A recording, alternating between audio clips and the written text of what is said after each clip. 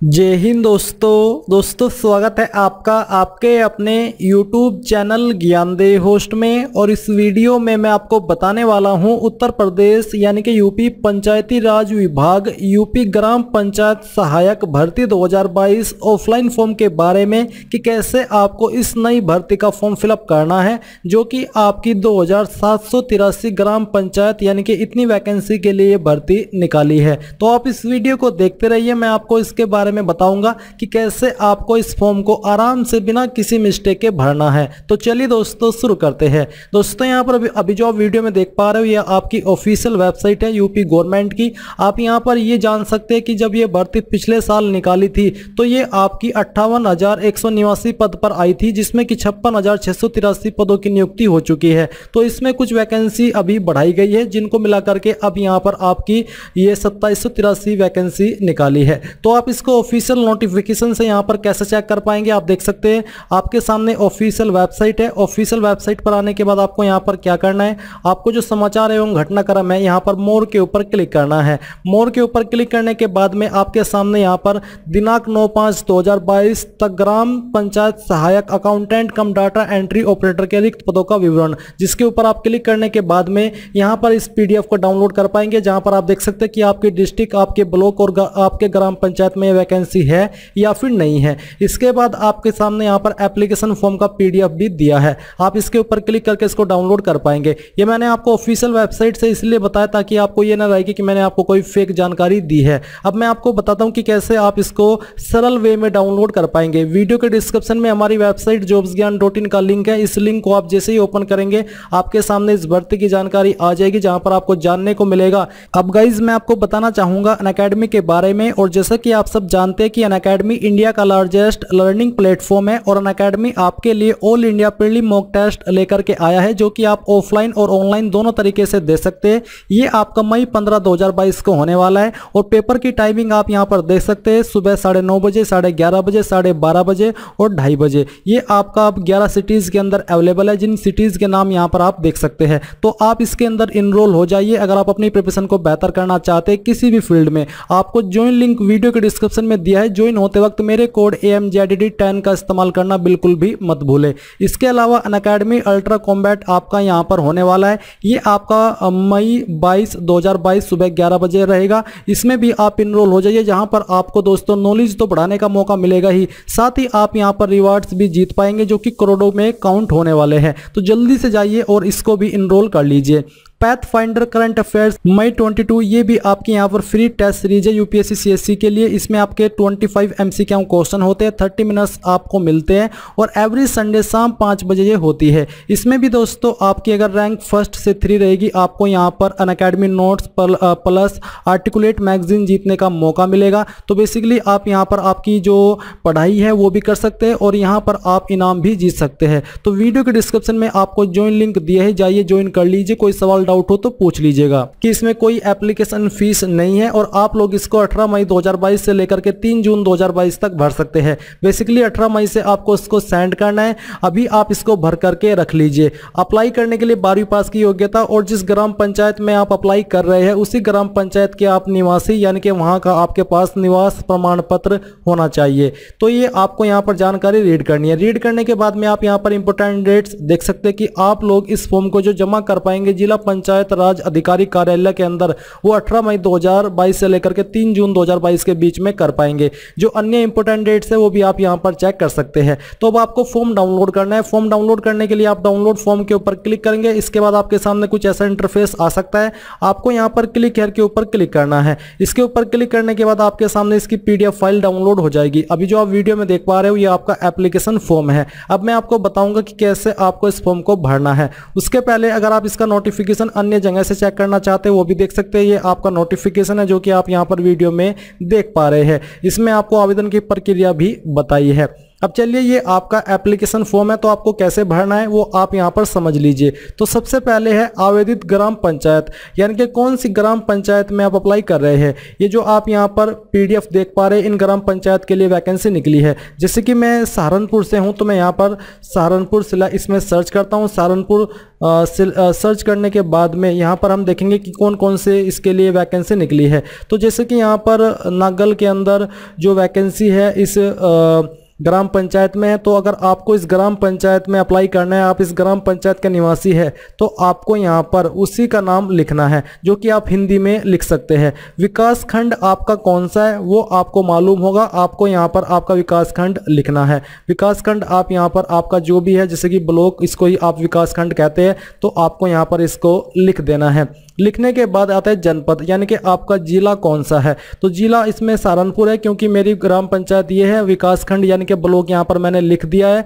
जनपद यानी कि आपका डिस्ट्रिक्ट, तो जो भी डिस्ट्रिक्ट है वो डिस्ट्रिक्ट आप यहाँ पर इसके अकॉर्डिंग लिख देंगे। लिखने के बाद में आता है आवेदक का नाम, यानी कि आपका नाम। आपको अपना नाम 10th की मार्कशीट के अनुसार हिंदी के अंदर ही लिख देना है, कोई प्रॉब्लम नहीं होगी। इंग्लिश में लिखना चाहे तो अंग्रेजी के बड़े अक्षरों के अंदर लिख सकते हैं। फिर आपको आपके पिता का नाम लिखना है और यहाँ पर आपको आपकी माता का नाम लिखना है। अब आती है आपकी जन्मतिथि, तो आपको आपकी जन्मतिथि 10th की मार्कशीट के अनुसार लिखनी है। तो यहाँ पर आप इसको लिख दीजिएगा, जैसे कि 02/05/1997। कैसे लिखेंगे उसका एग्जाम्पल आप यहाँ पर देख लीजिए, मैं आपको यहाँ पर लिख करके बताता हूँ। 02/05 और जो आपका ईयर है वो आपको यहाँ पर इस प्रकार से लिखना होगा। ये लिखने के बाद में आपको यहाँ पर जो अन्य जानकारी भरनी है वो है आपका आयु। आपकी उम्र 1 जुलाई 2021 तक कितने साल, कितने महीने और कितने दिन की होती है। तो इसके लिए आपको एज कैलकुलेट करनी है, तो आपको गूगल के अंदर एज कैलकुलेटर सर्च करना है। सर्च करने के बाद आपके सामने पहली वेबसाइट आएगी, इसको आपको ओपन करना है। ओपन करने के बाद आप यहाँ पर सबसे पहले आपकी DOB सेलेक्ट करेंगे, पहले डे, फिर यहाँ से पहले मंथ, फिर आपका डे, और इसके बाद में जो भी आपका ईयर है वो यहाँ पर आपको लिखना है। फिर आपको एज काउंट करनी है 1 जुलाई तक, तो आप यहाँ पर जुलाई सेलेक्ट करेंगे। यहाँ पर आप 1 और 2021, तो 2021 तक काउंट करनी है, तो आप कैलकुलेट के ऊपर क्लिक करें। इसके ऊपर क्लिक करने के बाद जो भी आपकी उम्र होगी आपकी DOB के अकॉर्डिंग वो निकल के आ जाएगी कि कितने साल, कितने महीने और कितने दिन के हो आप, वही आपको यहाँ पर लिख देनी है। फिर आपको यहाँ पर लिंग यानी कि आपका जेंडर, तो जो भी आपका जेंडर है, महिला हो पुरुष हो, वो आपको यहाँ पर लिखना है। कास्ट कैटेगरी आपकी कौन सी है, अनुसूचित जनजाति, अनुसूचित जाति, या फिर OBC, या फिर सामान्य, SC ST OBC सामान्य, जो भी आपकी कास्ट कैटेगरी है वो आपको यहाँ पर लिख देनी है। फिर आता है आपका स्थायी पता यानी कि परमानेंट एड्रेस, तो जो भी आपका परमानेंट एड्रेस है वो आपको 8 पॉइंट में लिख देना है हिंदी में। फिर आपको पत्र व्यवहार का पता यानी कि प्रेजेंट एड्रेस, एक होता है प्रेजेंट और एक होता है परमानेंट एड्रेस। अगर आपका प्रेजेंट और परमानेंट एड्रेस एक ही है, यानी कि आप जहां पर रह रहे हो अभी भी वहीं पर रह रहे हो, कहीं आपने कोई जगह नहीं बदली है, तो आपने जो एड्रेस 8वें नंबर पर भरा है वही एड्रेस आप यहां पर भर दीजिए।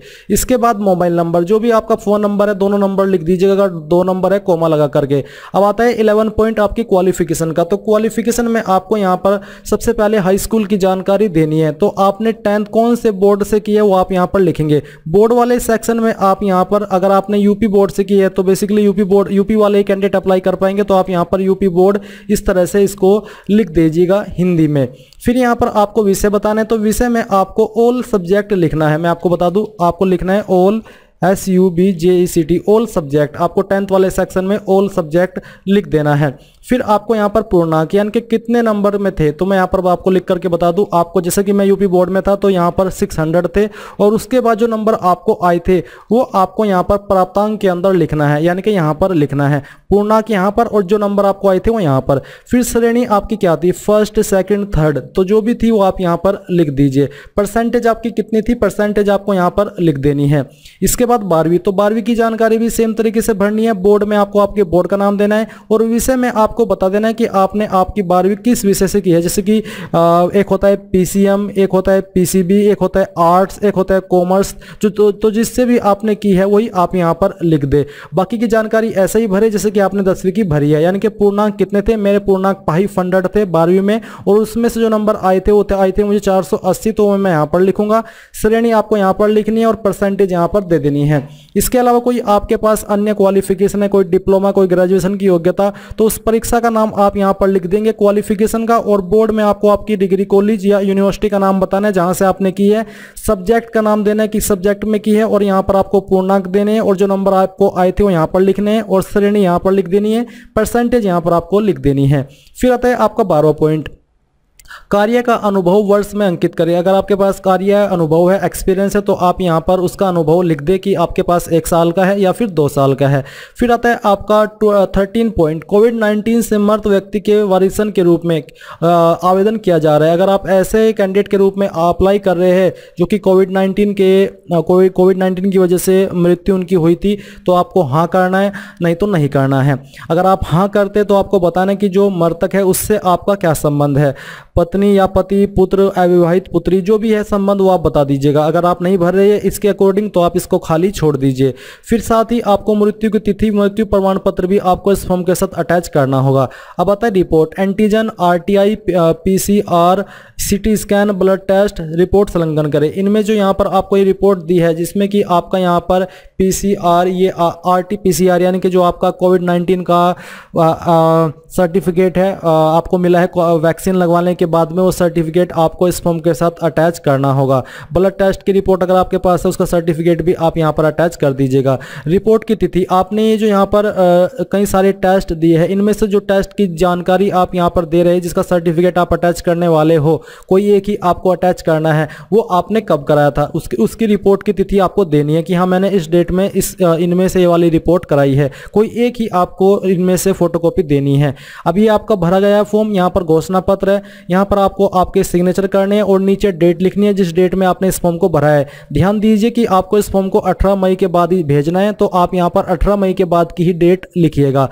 फिर यहाँ पर है प्राप्ति रसीद, ग्राम पंचायत, विकासखंड, जिला पंचायत राज अधिकारी, ये प्राप्ति रसीद आपको वापस में मिलेगी जब आप इस फॉर्म को वहां पर जमा करेंगे।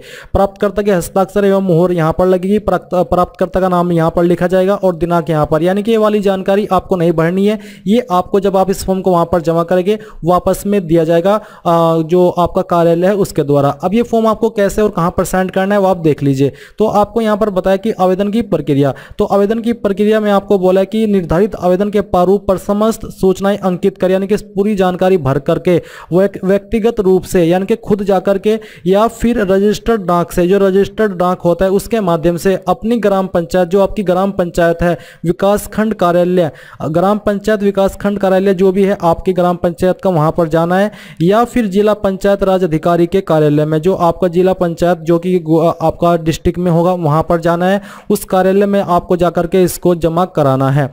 और ये इस प्रकार से ही आप इस फॉर्म को भर पाएंगे, यानी कि या तो रजिस्टर्ड पोस्ट के माध्यम से या फिर आपको खुद जाकर के, वैसे आपको इसको कहीं और अन्य माध्यम से भरने की अनुमति नहीं है, इन दो ही माध्यम से आप लोग इस फॉर्म को भर पाएंगे। तो गाइज इस प्रकार से आप लोग इस फॉर्म को भरेंगे। और अगर आपके मन में सवाल आ रहा है कि डॉक्यूमेंट्स क्या क्या अटैच करने हैं, तो आपको डॉक्यूमेंट्स आपके कास्ट सर्टिफिकेट की फोटोकॉपी, और इसके बाद यहाँ पर 10वीं की जो मार्कशीट है उसकी फोटोकॉपी, एंड आपने जो 12वीं की जानकारी भरी है आपकी मार्कशीट की उसकी फोटोकॉपी, अगर आपने एक्सपीरियंस यहाँ पर भरा है, कोई एक्सपीरियंस आपके पास है तो उसकी फोटोकॉपी आपको इस फॉर्म के साथ अटैच करनी है।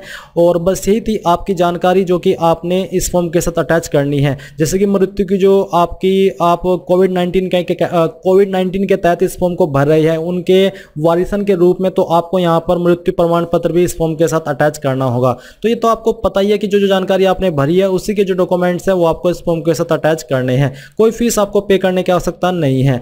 तो यही थी जानकारी। फिर भी मैं आपसे कह रहा हूं कि कोई सवाल डाउट रह गया तो आप कमेंट के माध्यम से पूछ लीजिएगा। So thanks for watching. जय हिंद।